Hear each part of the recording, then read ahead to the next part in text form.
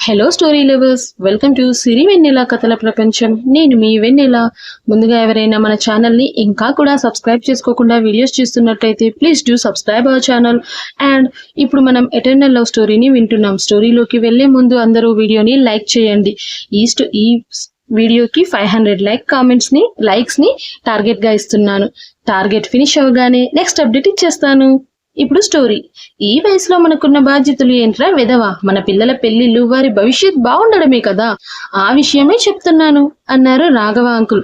నాన్న ఇంకా అయోమయంతోనే, నువ్వేమంటున్నావో నాకు ఒక్క ముక్క అర్థం కావట్లేదురా, కాస్త వివరంగా చెప్పు అని అడుగుతుంటే, ముందైతే నువ్వు ఫ్రెష్ అయ్యి రారా, తర్వాత తీరిగ్గా ఆ విషయం గురించి మాట్లాడుకుందాంలే అన్నారు రాఘవ అంకుల్. ఆ తర్వాత జానకి ఆంటీతో, చెల్లెమ్మ వాళ్ళకి రూమ్ చూపించు, అలాగే ఈ రోజు నా ఫ్రెండ్ నా చెల్లి వచ్చారు, వాళ్ళ కోసం స్పెషల్ వంటలు కూడా చేయించు అన్నారు రాఘవ అంకుల్. అలాగేనండి ఆంటీ అని ఆంటీ అమ్మతో, రావదినా మీకు రూమ్ చూపిస్తాను అనగానే అమ్మ నా వైపు చూసింది. నేను కూడా లేచి అమ్మతో పాటు వెళ్తుంటే, అవునరా మను, ఇంతకీ మీతో పాటు వచ్చాడే ఎవరతను అని అంకుల్ అడిగారు నాన్నని. ఆ అబ్బాయి పేరు ఆదిత్యరా, మన అబ్బాయి అని ప్రేమిస్తున్నాడు అని చెప్పాడు నాన్న. నీకు చెప్పాను కదరా, పోయిన సంవత్సరం అమ్మాయికి మంచి సంబంధం వచ్చిందని, అతనే ఈ అబ్బాయి ఆదిత్య అని నాన్న గుర్తు చేస్తుంటే, హా అవునరా, కానీ చెప్పావు గుర్తుంది, కానీ ఆ పెళ్లి కొడుకు తల్లి ఉట్టి గయ్యాలిలా ఉందని సంబంధం క్యాన్సిల్ చేసుకున్నామన్నావు కదరా అని అంకుల్ అడిగాడు. అవునరా, అది నిజమే. ఆ అబ్బాయి తల్లి ఎలా ఉన్నా అబ్బాయికి మాత్రం అభయ అంటే చాలా ఇష్టం రా అని చెప్పాడు. హో అవునా, అంకుల్ గొంతులో ఏదో నిరుత్సాహం తెలుస్తుంటే, మరి అభయకి ఇష్టమేనేంట్రా అబ్బాయి అంటే అని అడిగారు. అభయకి అలాంటి ఇష్టాలు ప్రేమలు అలాంటి ఏం లేవురా, నేను ఎంత చెప్తే అంతే అన్నారు నాన్న. మరింకే, నీకేమైనా ఇంట్రెస్ట్ ఉందా ఆ సంబంధం పట్ల, ఆ అబ్బాయితోనే అభయ పెళ్లి చెయ్యాలి అని గాని అనుకుంటున్నావా అని అడిగారు రాఘవ అంకుల్. నాకు ఇష్టం ఉండడం కాదురా, ఇక్కడ ఆ అబ్బాయికి అభయ అంటే ఇష్టం ఉంది కదా, ఎంతైనా ఆడపిల్ల తండ్రిని కదరా, నా కూతుర్ని ప్రేమించేవాడికి ఇస్తే దాని పువ్వుల్లో పెట్టి చూసుకుంటాడు అని ఏదో చిన్న స్వార్థం, ఆశ అంతే అన్నాడు నాన్న. ఇప్పటికీ తనంటే ఇష్టం ఉందని, తనని మర్చిపోలేకపోతున్నానని, ఈసారి అభయ కోసం తన తల్లినైనా ఎదిరించడానికి సిద్ధంగా ఉన్నానని ఇంటికి వచ్చి మరీ చాలా రిక్వెస్ట్ చేశారా ఆదిత్య. పైగా నాకెందుకో ఈ మధ్య అభయను ఒంటరిగా వదలాలి అంటే భయంగా ఉంది. చెప్పాను కదా మొన్న అభయ విషయంలో జరిగిన ఒక ఇన్సిడెంట్ గురించి. అప్పటి నుంచి వాడంటేనే నాకు భయం మొదలైంది. వాడు అభయని ఏం చేస్తాడో అని క్షణం క్షణం భయపడుతూ బ్రతికే కన్నా, అమ్మాయికి ఇష్టమైతే వాళ్ళిద్దరి పెళ్లి చేసేద్దాం అనుకుంటున్నా, అందుకే ఇక్కడికి తీసుకొచ్చాను అంటూ ఆదిత్య రాకకు అసలు కారణం చెప్పాడు నాన్న. అమ్మతో పాటు రూమ్లోకి వెళ్తున్న నాకు చివరగా నాన్న చెప్పిన మాటలు వినబడగానే అడుగులు ముందుకు పడలేదు షాక్తో. అరే ఏంట్రా నువ్వు చెప్పేది, ఎవడికో భయపడి నువ్వు అమ్మాయి పెళ్లి విషయంలో ఇలాంటి తొందరపాటు నిర్ణయం తీసుకోద్దురా అన్నారు రాఘవ అంకుల్. నేనెందుకు అలా చేస్తానురా, అమ్మాయి మనస్ఫూర్తిగా ఓకే అంటేనే పెళ్లి చేస్తాను, ఇందులో ఎలాంటి బలవంతం లేదు అని నాన్న చెప్తూ ఉంటే, ఇలా నీ ఇష్టానికి ఇంటికి తీసుకొచ్చి పెట్టి అమ్మాయి ఇష్టం అంటే తనేం చెప్తుందిరా, ముందే అభయకి మీరంటే చాలా అభిమానం, మిమ్మల్ని ఇబ్బంది పెట్టే పనులు తనేది చెయ్యదు, ఇప్పుడు మీ ఇష్టమే ఇది అని తెలిసాక తను కష్టంగా అయినా ఒప్పుకొని తీరుతుంది, కానీ మనస్ఫూర్తిగా మాత్రం ఈ పెళ్లికి ఒప్పుకోదురా అని రాఘవ అంకుల్ చెప్పారు. మరి ఏం చెయ్యాలరా, అవతల వాడు చూస్తే చండ శాసనుడులాగా ఉన్నాడు, డబ్బులు ఇచ్చేదాకా మనుషుల్ని సైతం పీక్కు తినే రక్త పిశాచిలాగా మమ్మల్ని వేధించుకు తింటున్నాడు, ఇలా ఎన్నాళ్ళని అమ్మాయిని దాచిపెట్టగలం చెప్పు, ఆ పెళ్ళేదో చేసేస్తే తన బ్రతుకు తాను బ్రతుకుతుంది, పైగా ఇదంతా ఆదిత్య చూసుకుంటానని కూడా చెప్పాడు అని నాన్న చెప్పడంతో,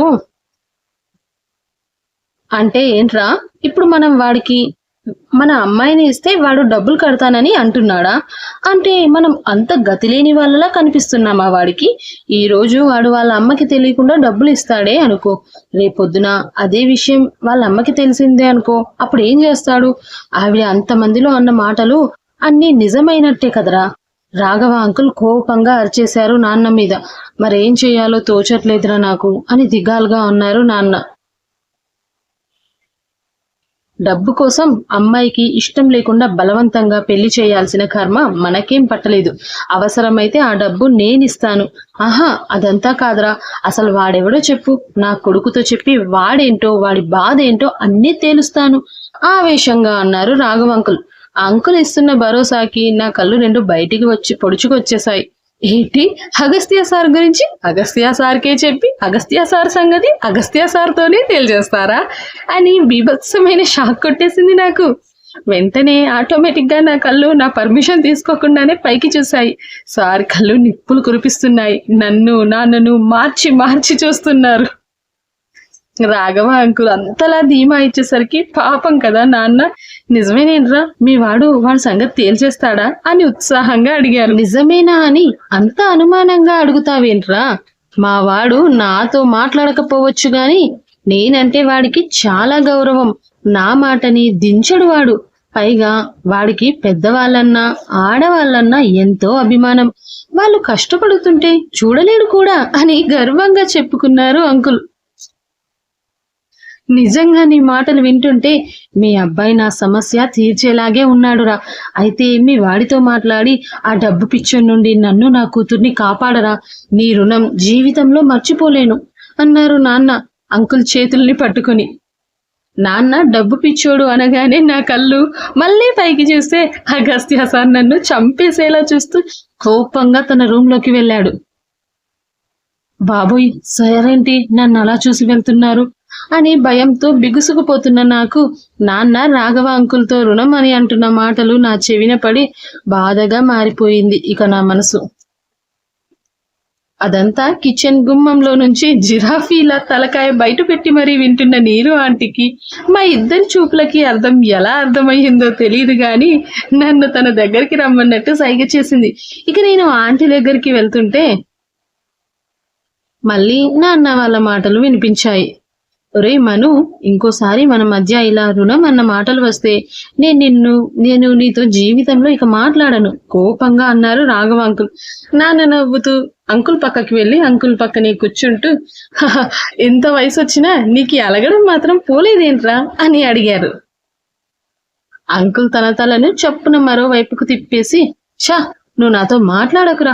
నేను నిన్ను నావాడు అనుకుంటే నువ్వేమో నన్నింకా పరాయి వాళ్ళని చూస్తున్నావు అని మొహం తిప్పేశాడు చిన్నవాడిలా.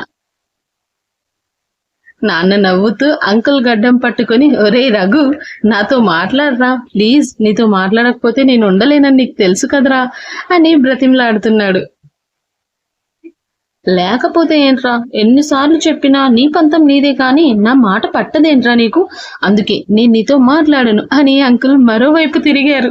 వీళ్ళిద్దరి ఆటలు చూస్తుంటే స్కూల్లో చిన్న పిల్లల ఆటల్లా అనిపించాయి.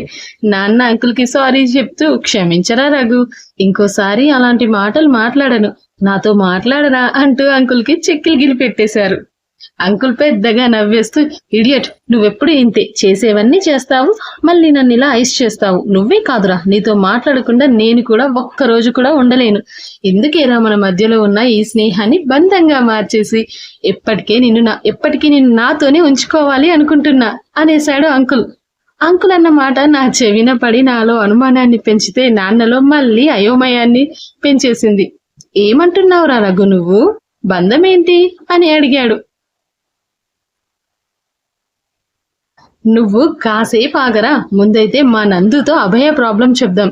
ఆహాహా, ఈ రోజు రాత్రికే చెప్పేస్తా నేను అన్నాడు అంకుల్. మీకు చెప్పాను కదా, నందు అంటే అగస్త్యానందన్ గారే మరి. ఆ తర్వాత నీకు అన్ని విషయాలు వివరంగా చెప్తాను అంటున్నాను కదా, అయినా ముసలాడివవుతున్నా నీలో ఈ ఆత్రం మాత్రం తగ్గలేదేంట్రా అని దెప్పి పొడిచాడు అంకుల్. నన్ను ముసలాడంటావేంట్రా అని నాన్న అంటుంటే అంకుల్ ముసలాడు ముసలాడు ముసలాడు అని 3 సార్లు రెట్టించారు నవ్వుతూ. నిజంగా సచ్ ఏ గ్రేట్ ఫ్రెండ్షిప్ కదా అంకుల్ నాన్న వాళ్ళది. హ్యాపీగా అనిపించింది వాళ్ళ ఫ్రెండ్షిప్ చూడగానే. నేను వాళ్ళని చూస్తూ నవ్వుతుండగానే సడన్ గా నా ముందు ఓ జ్యూస్ గ్లాస్ ప్రత్యక్షమైంది. ఆ గ్లాస్ పట్టుకున్న చేతి ఓనర్ ఎవరా అని చూస్తే నీరజ ఆంటీ. ఏంటా ఆంటీ అని క్వశ్చన్ మార్క్ ఫేస్ తో నేను ఆంటీని చూశాను. నాకు అర్థమైంది లేరా మీ సైగలు. మీ నాన్నగారు ఆ ఆదిత్యతో నీ పెళ్లి అనగానే నా కన్నాకి కోపం వచ్చింది కదా, అందుకే నిన్ను అంత కోపంగా చూశాడు. నువ్వేమో కళ్ళతోనే అర్థం చేసుకోమని నా కన్నాకి రిక్వెస్ట్ చేశావు. వాడేమో మొండివాడు కదా, నీ రిక్వెస్ట్ పట్టించుకోకుండానే కోపంగా రూమ్ లోకి వెళ్ళిపోయాడు అని మా చూపులకి తను లవ్ స్టోరీని ఊహించేసుకుంది నీరు ఆంటీ. ఓ మై గాడ్, ఈవిడికి ఇలా అర్థమయ్యిందా అనుకొని నేను కళ్ళు తేలేసి, అయ్యో ఆంటీ అది అని నేను చెప్తుంటేనే, పర్లేదు అభియా, నేను అర్థం చేసుకోగలను, వాడికి కాస్త కోపం ఎక్కువ, నువ్వే వాడిని దగ్గరుండి బుజ్జగించి విషయం అర్థమయ్యేలా చెప్పు, నీకు ఆ పెళ్ళంటే ఇష్టం లేదని. ఇలాంటప్పుడే మనం కాస్త తగ్గి మగవాళ్ళకి అర్థమయ్యేలా చెప్పాలి. తగ్గమన్నాను కదా అని తప్పుగా అనుకోకురా. వాడి తర్వాత వాడిని ఎలా నీ దారిలోకి తెచ్చుకోవాలో నేనే దగ్గరుండి నీకు ఐడియాని ఇస్తానులే అని ఒక్కసారికి కాస్త వాడి దగ్గరికి వెళ్ళి, బుజ్జగించు తల్లి అంటూ నా గడ్డం పట్టుకుని బ్రతిమిలాడుతూ చేతిలో జ్యూస్ గ్లాస్ పెట్టి మళ్ళీ అగస్త్య రూమ్ కి పంపించింది. ఛీ, నా బతుకు అనుకున్నాను నేను. నా పరిస్థితులు ఏంటి నా మీద మరీ ఇంతలా పగపట్టేశాయి అని మనసులో ఏడ్చుకుంటూ కాళ్ళని ఈడ్చుకుంటూ గ్లాస్ పట్టుకుని సాహసమే నా ఊపిరిగా అడుగు ముందుకు వేశాను అగస్త్య సార్ రూమ్ వైపుకి. నేను ఇదంతా ఎందుకు నీరు ఆంటీకి చెప్పేయొచ్చుగా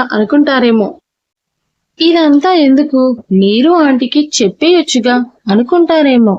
కానీ నీరు ఆంటీని అలా చూస్తే చెప్పాలనిపించట్లేదు. పాపం చాలా మంచిది ఆంటీ, నవ్వుతూ అందరినీ నవ్విస్తూ ఉంటుంది. నేను చూస్తూ చూస్తూ నా వల్ల ఒకరిని బాధ పెట్టలేనండి. ఆ భయం తర్వాత నాలో ఉన్న పెద్ద బలహీనత. అలా అని ఆవిడ చెప్పినట్టు వింటూ నీకు ఇష్టం లేకపోయినా అగస్త్య గారి దగ్గర స్టిక్ అవుతావా అంటే, ఆహా అదేం లేదు, నేను ఆంటీ చెప్పినట్టు వింటున్నా అంటే దానికి ఒక రీజన్. ఒకరు ఆంటీ అయితే రెండోది అగస్త్య గారిని నా మంచితనంతో మచ్చిక చేసుకుని ఆ కల్ప్రైట్ నేను కాదు అని నెమ్మదిగా సార్కి నచ్చజెప్పి నన్ను నేను నిరూపించుకోవడానికి. అలా సార్ నేను చెప్పింది నమ్మాలన్నా, కనీసం నా విషయం చెప్పుకునే అవకాశం ఇవ్వాలన్నా కూడా నేను అగస్త్య సార్కి కొద్దిగా అయినా దగ్గరగా ఉండాలిగా మరి. అందుకే సార్ గారికి ఇలా జ్యూస్లు, కాఫీలు, బ్రేక్ఫాస్ట్లు, లంచ్లు, డిన్నర్లు అన్నమాట. ఇప్పుడు అర్థమైంది అనుకుంటా మీకు నేను ఇలా ఎందుకు సార్కి ఎన్ని సేవలు చేస్తున్నానో. ఎంతైనా నేను జీనియస్ అబ్బా. ఇటు కర్ర వినకుండా అటు పాము చావకుండా ప్రాబ్లంని ఎంత స్నాక్ గా సాల్వ్ చేస్తున్నానో నాకు బాగా తెలుసు. ఇక నీ పని పూర్తయ్యాక నీరు ఆంటీకి ఎలా నచ్చ చెప్తావు, నువ్వు అగస్త్య గారు ప్రేమించుకోవట్లేదని ఎలా చెప్తావు అనుకుంటున్నారా? దానికి కూడా ఈ గ్రేట్ అభయ దగ్గర ఒక గ్రేట్ ఐడియానే ఉందండి. కానీ అది ఇప్పుడే చెప్పను, టైం వచ్చాక లైవ్ లో మీకు చూపిస్తాను. గెట్ రెడీ మై ఫ్యాన్స్ అని నాలో నేను చెప్పుకుంటూ సార్ రూమ్ దగ్గరికి వచ్చేసాను. ఎస్, ఇప్పుడు ఎంటర్ ది డ్రాగన్ అన్నమాట. నేను చిట్టెల్కా was enter the dragon house అన్నమాట. డోర్ హ్యాండిల్ పట్టుకున్నాను అంతే, టక్కున ఓపెన్ చేయడానికి. అదేంటో నేను అలా పట్టుకొని ఓపెన్ చెయ్యకుండానే డోర్ అమాంతం తెచ్చుకుంది. ఎదురుగా చూస్తే సింహం పెద్ద పెద్ద కళ్ళు తీసుకొని నన్నే చూస్తుంది. అంటే అగస్త్య సార్ అటు నుండి డోర్ తీయడం, నేను ఇటు డోర్ హ్యాండిల్ పట్టుకోవడం ఒకేసారి జరిగిన ఆ బల ప్రయోగంలో ఆబ్వియస్లీ సార్ గారే గెలవడంతో బ్యాలెన్స్ చేసుకోలేని నేనెళ్ళి సార్ మీద పడ్డాను. నా చేతిలోని గ్లాస్ వెళ్లి జ్యూస్ సగం సార్ గారి టీషర్ట్ మీద పడితే సగం ఫ్లోర్ ని పావనం చేసింది. ఇంకేముంది, మండుతున్న అగ్నిగోళంలో అమాంతం వెళ్లి పడ్డట్టు అయ్యింది నా పరిస్థితి. ముందుగా నేనెళ్ళి సార్ ఒడిలో పడ్డప్పుడు బానే పట్టుకున్నాడు సార్ నా నడుము చుట్టూ చేతులు వేసి. కరెంటు స్తంభంలా ఉన్నాడు కదా సార్. ఆయన గారి హైట్ కి నేను ఆయన గుండెల వరకు వచ్చానన్నమాట. బాబోయ్, సార్ గుండె చప్పుడు ఎంత గట్టిగా వినిపిస్తుందో, లబ్ డబ్ లబ్ డబ్ అని.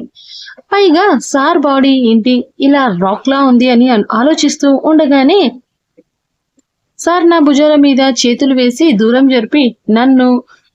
జరిపి నా కళ్ళల్లోకి కోపంగా చూస్తూ ఏంటో ఇది అన్నాడు సీరియస్ గా. అప్పటి వరకు షాక్ లో ఉన్న నేను సార్ గొంతు వినగానే భయంతో వణికిపోతూ సారీ సార్ అన్నాను తడబడుతూ. ఏంటి సారీ, నేను డబ్బు పిచ్చోన్నా, నేను చండశాసున్నా అంటూ సీరియస్ గా అడిగారు. సార్ అని నేను అనకముందే సార్ కోపంగా వేలు చూపిస్తూ మొయ్ ముందు నోరు తెరిచావంటే 4 కోసేస్తా. నా టెండర్ లీక్ చేసింది నువ్వు, నాకు నష్టం వచ్చేలా చేసింది నువ్వు, పైగా నా డబ్బులు నాకు ఇవ్వమన్నందుకు నువ్వు నీ బాబు కలిసి తప్పిపోయినట్టు డ్రామా ప్లే చేసి ఇక్కడికి వచ్చి దాక్కున్నారు. పైగా మా నాన్న దగ్గరే డబ్బులు తెచ్చి నాకు ఇవ్వాలి అనుకున్నారు. అన్నీ చేసింది మీరైతే నన్ను డబ్బు పిచ్చోని అంటారా? నేనేం అప్పనంగా మీ డబ్బులు అడగలేదు కదే. నా డబ్బు నాకు ఇవ్వమంటున్నాను అని సీరియస్ గా చెప్తూ, చూడు, మీరు నన్ను ఎన్నన్నా I don't care. I want my money, that's it. And ఇప్పుడు నువ్వు చేసావు కదా ఈ మిస్టేక్ అని కిందకి చూపిస్తూ తన టీషర్ట్ అంతా జ్యూస్తో తడిచిపోవడం కళ్ళతోనే చూపిస్తూ, దీనికి నీకు పనిష్మెంట్, నువ్వే ఈ టీషర్ట్ ని ఉతికి ఇవ్వాలి, అది నా ముందే అని టీషర్ట్ విప్పి నా మొహం మీద కొట్టేశారు సార్. సార్ టీషర్ట్ వచ్చి నా మొహం మీద పడగానే ఉలిక్కి పడి తేరుకున్న నాకు కళ్ళెదురుగా వితౌట్ షర్ట్ లో కండలు తిరిగిన సార్ బాడీని చూసి గుటకలు మింగుతుంటే, సార్ నా మొహం మీద చిటికేసి మరీ ట్రాన్స్ లోంచి బయటకు రప్పించి, ఏంటలా చూస్తున్నావు, పోయి టీషర్ట్ వాష్ చెయ్యి అని వెనక్కి తిరిగారు కోపంగా. సార్ వెనక్కి తిరగగానే నేను అమ్మా అనుకుని ఊపిరి పీల్చి వదిలి ఒక అడుగు వేశానంతే.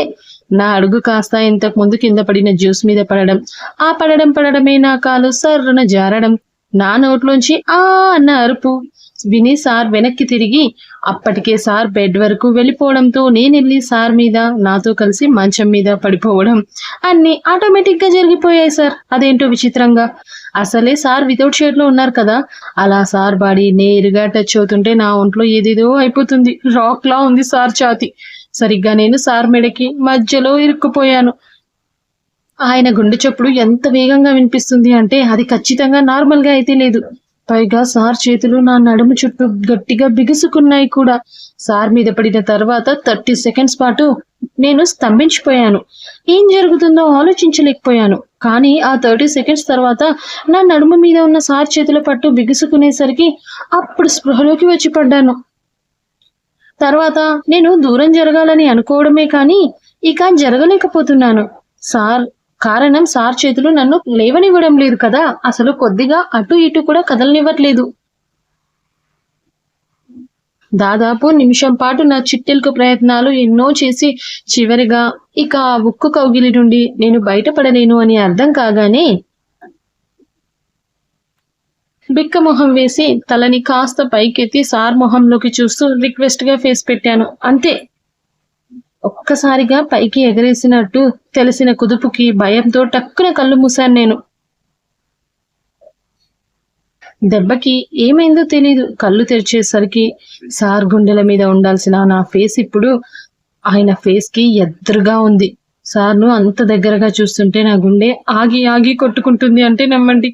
అసలు సార్ గారు ఎలా ఉంటారో నేను మీకు చెప్పలేదు కదండి, ఇప్పుడు చెప్తాను వినండి. తెల్లగా ఉండి ఒత్తుగా ఉండే సిల్కీ హెయిర్ నుదుటి మీద పడుతూ ఉంటుంది. ఇక ఆ కళ్ళు బాబోయ్ ఎంత షార్ప్ గా ఉంటాయో తెలుసా, అంత లోతుగా ఉంటుంది ఆ చూపు. పర్టికులర్ గా నన్ను చూసేప్పుడైతే ఇంకా ఎందుకు అంత లోతుగా చూస్తారో తెలియదు నాకు. పైగా మామూలుగా ఉన్నప్పుడు చూసే చూపులో కన్నా ఇలా నేను ఆయనకి దగ్గరగా ఉన్నప్పుడు చూసే చూపులో లోతు ఎక్కువ. ఇక సూదంటూ ముక్కు అంటారు కదా, అది ఇలాగే ఉంటుందేమో సార్ గారిది. నెక్స్ట్ పెదాలు, బాబోయ్ ఇవైతే చెప్పే పనే లేదండి. డైలీ నైట్ పడుకునే ముందు నేను స్ట్రాబెర్రీ బామ్ యూస్ చేస్తాను, కానీ నా లిప్స్ కూడా ఇంత ఎర్రగా ఉండవు న్యాచురల్ గా. కానీ సార్ గారివి మాత్రం ఎప్పుడు ఎర్రగా ఉంటాయి. నల్లని మీసం కింద ఎర్రని పెదాలు అంటే సార్ గారిలో సెంటర్ ఆఫ్ అట్రాక్షన్ అన్నమాట ఆ పెదాలు. ఇంకా ఎప్పుడు క్లీన్ షేవ్ ఉంటుంది. కానీ నాకెందుకో సార్ని చూసే ప్రతిసారి ఒకటి అనిపిస్తుంది, ఒక్కసారన్నా మా సార్ గారిని రఫ్ బియర్డ్ లో చూడాలని. బట్ అది అయ్యే పనేనా? అస్సలు కాదు కదా, ఎందుకంటే సార్ గారు మహా ఓసిడి మనిషి అమ్మ. అలాంటివి కల్లో కూడా జరగవేమో. ఇలా ఇంత అందంగా ఉండే రాక్షసుడికి ఈ మనీ పిచ్చేంటో తెలియదబ్బా. అదెప్పుడు ఈయన గారిని వదిలిపోతుందో ఇలా దీర్ఘంగా సాగిపోతున్నాయి నా ఆలోచనలు.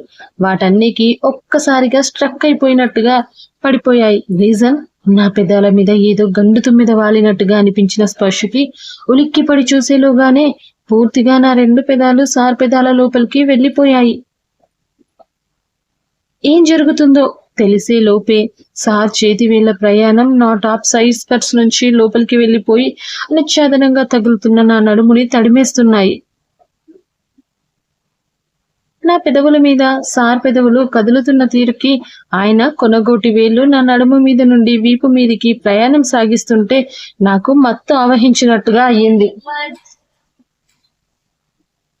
నాకే తెలియకుండా నా కళ్ళు మూతలు పడుతుంటే సార్ ఒక చెయ్యి ఈసారి వెనక నుంచి ఓ చేతిని అలానే ఉంచి గీతలు గీస్తున్నట్టుగా తెలుస్తున్నాయి. మరో చెయ్యి ముందుకు ప్రయాణం సాగింది. దాని డెస్టినేషన్ ఏంటో అంచనా వచ్చిన నా బ్రెయిన్ నన్ను బుర్ర మీద ఠాప్ మని బాది మరీ లేపుతుంటే అప్పుడే వినబడిన డోర్ సౌండ్ కి ఉలిక్కిపడి కళ్ళు తెరిచాను నేను. మరి తర్వాత ఏం జరిగిందో తెలుసుకోవాలనుకుంటే వింటూనే ఉండండి ఎటర్నల్ లవ్.